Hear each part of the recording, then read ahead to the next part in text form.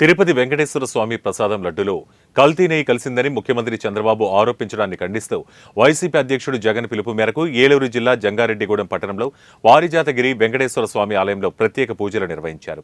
ఈ సందర్భంగా వైఎస్ఆర్సీపీ చింతలపూడి నియోజకవర్గ కన్వీనర్ కంబం విజయరాజు మాట్లాడుతూ ముఖ్యమంత్రి చంద్రబాబు గతంలో 2014 నుంచి 19 వరకు ఏవైతే కంపెనీలకు టెండర్ల ద్వారా నెయ్యి తిరుమల దేవస్థానానికి అనుమతినిచ్చారన్నారు. అభివృద్ధిని పక్కన పెట్టి లడ్డూ వివాదాన్ని చంద్రబాబు తీసుకొచ్చారని కంబం విజయరాజు ఆరోపించారు.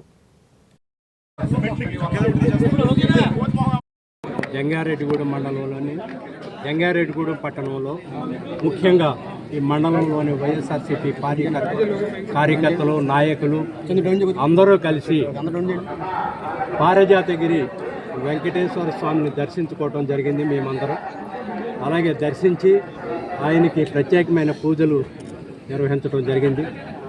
ముఖ్యంగా ఆంధ్రప్రదేశ్ ముఖ్యమంత్రిగా ఉన్న చంద్రబాబు నాయుడు గారు సాక్షాత్తు ఆ వెంకటేశ్వర స్వామిని రాజకీయాలకు వాడుకుంటున్నారు.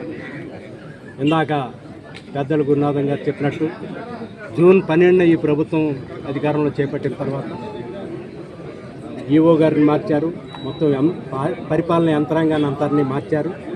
అలాంటిది తిరుమల బొట్లు పెడుతూ స్వామి ఈ కూటమి ప్రభుత్వానికి మంచి బుద్ధిని ప్రసాదించండి, నీతో ఆటలాడుకునే పరిస్థితిని తెగించారు. ఈరోజు ఆ పరిస్థితి తెగించారు. అటువంటి పరిస్థితి రాకుండా ఈ రాష్ట్రంలో ఉన్న దేశంలో ఉన్న హిందువుల తాలూకా సాంప్రదాయాల్ని గౌరవాల్ని కాపాడుతూ